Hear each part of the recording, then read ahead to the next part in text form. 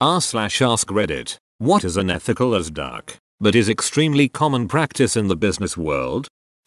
Hiding fees until the service is provided.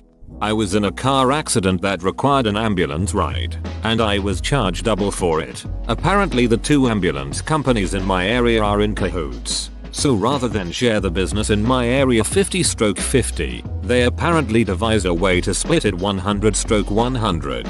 They each have one person from the other company ride in their company's ambulance. The explanation I received was since a medic from the other company was riding along in the ambulance I took, they now can both charge me. Again, they didn't split the fee. They each charge me fully. It's almost a brilliant scheme, but also absolutely unethical and ridiculous. And I can't fathom how this is even legal. On a side note, they didn't even treat me on the ride. Imagine airlines double charging for a seat because one of the pilots was from another airline. Insanity. I don't know about unethical as duck, but going through the motions of pretending to entertain outside candidates when you've already decided on who internally will get the job wastes everyone's time. Sometimes it's company policy to post and interview for all positions, especially within a union setting. It's extremely frustrating because I've been dragged through a good half dozen interviews callbacks when they already had someone lined up, usually someone's relative. Yes, this happened to me as well. Internal job applications are tailored for the specific candidate, and they just interview other applicants because they are bound by HR rules saying they must. Purposefully giving part-time employees erratic schedules so they can't take on a second job. Dang, never even thought about this. I always wondered why it was so hard to give people normal, set schedules. This opens my eyes. It's to make it easy to cut hours. An employee under constant threat of less hours is more compliant and easier to get rid of without risk. Giving your employees just few enough hours that they don't qualify as a full-time employee, so you don't have to pay them benefits. I worked at Walmart in high school. There were older adults who worked tons of overtime, really out their heart into the company. How were they rewarded? At the end of the pay period, they had shifts cancelled to keep them under 40 hours. Such a garbage company. You can bet when I witnessed people shoplifting I looked the other way. Duck that company. Not just cancelled shifts, written up for going more than 5 minutes over your scheduled clock out time within a pay period. If suddenly tasked with something from management 10 minutes before the end of your shift, you better complete it with enough time to spare to sprint to the time clock to get out on time. Oh, yep, this is usually being called to register in the middle of a rush. But if you clock out and are approached by a customer with a question, you are supposed to still direct them to one of the non-existent people out on the floor, because they only staff for restocking in the morning or running registers, or held them yourself. Loyalty is punished by laying the most work on the most productive, while overlooking these workers for promotions. If you're a great worker, they give you the shit jobs because you don't bitch and moan. I can confirm. I was moved 5x in 1 year at my last job because I wouldn't raise a fuss. I also was one of the few to work every team. It didn't help me come layoff time. Edit. The last move that year was to a different building and department. They told me the day I came back from bereavement. I'm still salty about that 7 years later. Chronically and purposely understaffing. Looking at you. Retail and assisted living companies. The staff who take care of our aging citizens are being treated like dirt. I never realized, no family members in LTC facilities, how bad this problem was until I did a clinical rotation in a nursing home. 1 nurse to 20 patients, 1 CNA to 10 patients. They were absolutely not being turned briefs checked every 2 hours. Barely getting full bed baths daily, let alone personal interaction that is vital for quality of life and well-being at that age. It breaks my goddamn heart to watch the CNAs deal with patients, yanking them around in the beds. And apparently I was at one of the better facilities in town. I will cry if I ever have to put my parents or grandparents in a home like that. ETA, I've said this in comments below, but I am absolutely not putting blame on the CNA aides. This is an incredibly complex issue of making LTC affordable, but also needing to pay staff, as well as having enough cash left over to actually treat patients. Most CNA's aides are saints. And those people are very much appreciated and respected. Burnout is very real. You are worth so much more than $10.12/hour. I love you. Thank you for everything you do for your patients. Not paying invoices until you've been chased multiple times, as standard policy. Had a boss who did this, but hated it when people did it to them. Boss claimed they paid late because everyone else did, but there are plenty of arguments each way there. Boss also hated it when one creditor applied to have the company wound up, liquidated, for non-payment because of the delay. In boss's semi-defense, it was like the proverbial sledgehammer to crack a nut. The bill was for a relatively small amount of money. In the creditor's defense, I think they were making a point about the whole late payment practice in general. A tactic that should be used more often. It's usually cheap and easy, and nothing moves a payment like the threat of bankruptcy. Raising prices before putting items on sale. Looking at you, Kohl's. As a former Kohl's cashier, I can attest that they are the worst with this. It should be illegal.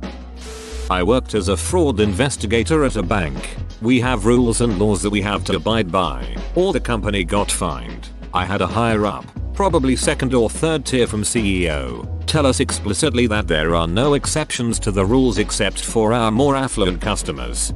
That's why I hate management. They lie. Oh, next year you guys will have the holidays off. I'm still working every holiday. You can't use your cell phones because it's a security issue. A security guard will escort anyone out that uses their phone. Same manager walks by on their cell phone an hour later. If it's not in print, it's just talk. Firing someone the moment you find out they're looking for another job. This is something I'm actually quite impressed with my current workplace. They know I'm actively looking for a job, but they're still sending me to trainings so I can use that in future employment opportunities. Sometimes employers hope that employees realize that it's not always greener on the other side. I've had employees that left because they wanted more money. Their salaries were already competitive. What they later failed to realize was that the little things they had at the office were not available at the other company. Not telling employees that the company or division has a planned date to shut down, then letting them go the day of. This happens everywhere from major mega corporations to mom and pop restaurants. There are reasons as to why. Given that there's still money to be made up until the last minute and you don't want your employees to slack off. And while obviously it's devastating to the employees who get laid off, it can also be pretty bad to the employees not getting laid off but have to be told ahead of time and can't say anything. It's also to protect stock, at least with public companies. If investors find out that a company is going bust, they will run. The stock price and value of the company plummets, and the business goes out of business even quicker. Absolutely. And not just stocks. If there's other money coming in like advertising sales or product orders, they don't want to devalue that months ahead of time. Larger companies that kill competition innovation by buying out smaller companies just to stop what the smaller company is doing, or even keep lobbying the government to create restrictions for entry. My private lab company got bought by a huge lab solely because we were the only lab 400 of miles that could do a specific set of tests. Within months of buying us, they fired half the company and we lost accreditation for the test and they were never able to regain it. Now they've turned us into a service provider and everything we do is based on how much money we can bring the company. Overworked, stressed, 50% of the building is always looking for new jobs. And I presume the market suffers, too, now that the only local provider of those tests disappeared. Favoritism. Promoting people into positions who have no business being there. Treating people bad to make them quit the job because you don't have the balls to fire them, or you are afraid that the word your company can fire someone anytime will spread and you will lose control. I think this has to do with avoiding paying benefits. I think employers can sometimes be made to pay some amount of their fired employees unemployment benefits. There are a million different variables to consider how and when this would apply, though. In the US, unemployment benefits basically work like an insurance policy. If you fire someone, that person makes a claim and get paid. Then the employer's unemployment insurance rates go up because a claim had to be paid. So yes, companies actively avoid firing because if they force you to quit, then your claim gets denied and their rates don't go up. Firing a manager than dumping their responsibilities on a regular worker with no pay raise. More generally, not replacing workers as they exit and dumping the workload on the dwindling staff without increased pay. Unpaid internships are supposed to be on-site learning opportunities but are often just slave labor. It's actually illegal for an unpaid intern to do anything that can be considered work for the company, but it hardly gets reported because those interns won't need that slave internship to get into their career field. Unpaid overtime, more colloquially referred to as being on salary. Mrs. had a job in a mom-and-pop's marketing firm. They were highly overworked salaried employees. The conversation came up about hiring another designer. The boss's response, "Why the duck would I hire another employee when I can make all of you salaried employees work 24/7 if I wanted to?" The business is now on life support and has gone from 10 employees to 2.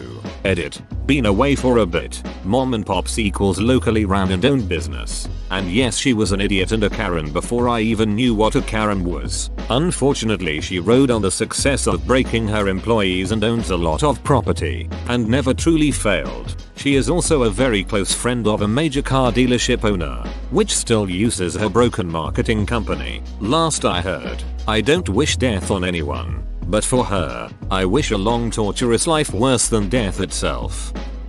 Unpaid internships. No excuse for this. Selling user data. This is massive. Large organizations who donate contribute large amounts to non-profits. 501c3s. Frequently strong-arm the little charities they basically support into giving up that data for their personal group's marketing and data. I give us your membership information, a wink wink. You might have some issues with your budget next year. There are a bunch of 501c3s in Wyoming that got their data used by the Storer Foundation groups during the last few election cycles here. Best way to win votes. Play to their heartstrings or where they donate. Edit. Tons of bigger money groups do this. I'm just specifying the one I have experience with. When I worked part-time at Sam's Club, the manager was intentionally cutting our hours back to take away from our bonus and add to his at the end of the year. This also happened when my husband and I worked at the Home Depot. The bonus was more than some people make annually. One of the Azams straight up bought a new car. My old salaried position requires copious amounts of overtime. In the end, my hourly wage was less than the people I was supervising. Salary is a ducking scam. Their whole argument is that way it doesn't matter how much you work, you get paid the same amount. So if you have a slow week with little to do, you can leave early and not worry. It'll just be balanced out when it's crunch time and you have to do unpaid OT. Thing is, there's basically never a time where you have so little work you can skip out. And on the occasions that you can, good luck not getting in trouble for making the company pay you for not doing anything. Never mind that you're doing extra work for no pay far more often. Salary is a scam because they put a floor on the amount of hours you're expected to work but not a ceiling. Employer wage theft is said to exceed the amount of normal theft in the US. https://en. Wikipedia. Wiki wage theft. White collar crime dwarfs the kind of crime cops will go after. Heck, what cops take legally through forfeiture is more than all the illegal theft. When the criminals can make the laws, they tend to exempt themselves. It's just business. Firing people for medical issues. I don't know about all the states etc. If anyone knows, please illuminate. A coworker of mine took a long medical leave for a spinal issue she was having with her neck. I believe she had surgery and then was on leave for a few weeks. Doc recommended not working more than 4 hours a day. When she came back with that news to HR, they fired her on the spot. I thought medical issues would be a discriminatory termination, but apparently they can just let you go if the state is at will. Sorry you had this invasive surgery that cost you a fortune, but you don't have a job anymore, see ya. If this is the US, that is illegal for most workers. FMLA. FMLA protection runs out after 12 weeks. And it only applies after you work there a year, and only if you worked 1,250 hours in the last 12 months. It's super easy to get rid of people for medical reasons that don't violate FMLA as long as you're willing to be patient. Lobbying the government to change the law to benefit your business. You pay for electioneering. They get elected and hook you up. Lower taxes, weakened regulations, etc. Hacking democracy. 0-hour contracts. Basically you are a full-time employee, but have no set hours, and have to come when you're called, or otherwise be scheduled as they see fit. Edit. Lots of queries. Here is a Wikipedia article on this issue that answers most questions better than I can. https://en.m. Wikipedia. Org Wiki 0-hour contract. Giving people an hour below what is considered full-time so they don't need benefits, and also apparently changing people's time cards frequently. Every job I've had has done that, and at the expense of my hours pay too. Changing time cards is very illegal, not just unethical. My job had an e-login system for the time cards and forbade us from looking at how many hours we had. I'd ask the boss to check it for me and he'd say, "You can do math, add it up by hand." However, they changed their tune very quickly when I pointed out I somehow had been paid for 15 minutes less than my calculations. Bribes are super common.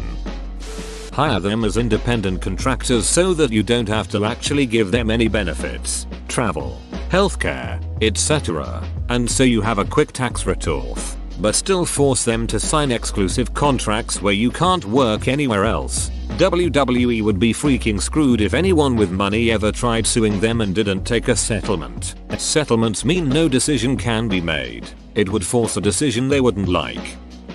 Insider trading nepotism. Fun fact, JFK's dad got rich by inside trading back when it was still legal. He was later appointed head of the SEC. The first thing he did was make insider trading illegal. JFK's dad got rich bootlegging during Prohibition. Letting people kiss their way to the top when they are highly unqualified happens more than it should and causes a lot of issues for people who are under them or who didn't get that position because they don't kiss, but are way more qualified. The general practice of being able to cut you loose with zero notice, but if an employee decides to leave, they need 2 weeks notice, and even then, companies will raise a stink. It's completely legal to quit your job without a 2 weeks notification. You simply risk burning bridges there. Fine print, open bracket. I always read it because all the bad stuff is there, but so many don't know to. I think we don't read it not because we don't know about the threat, but because we feel powerless to do anything about it. I know I do. Hiding all your assets and going into bankruptcy so you don't have to pay the people you screwed over with your addictive medications. Over half of US university instructors are part-time faculty, paid per class, adjuncts and graduate students, non-full-time, no job security, no benefits. Often these teachers commute school to cover enough hours to make a living wage. Tenured professors work hard and deserve the benefits they receive, usually, but the rest of the faculty are barely making a living and can barely pay off their own school loans. Edit. https://www.org sites default files /10,112,018 divided by 20 data percent 20 snapshot percent 20 tenure PDF. In Australia, businesses would open for 11 months. They would sell products for cheaper than their competitors could because they paid no tax on them.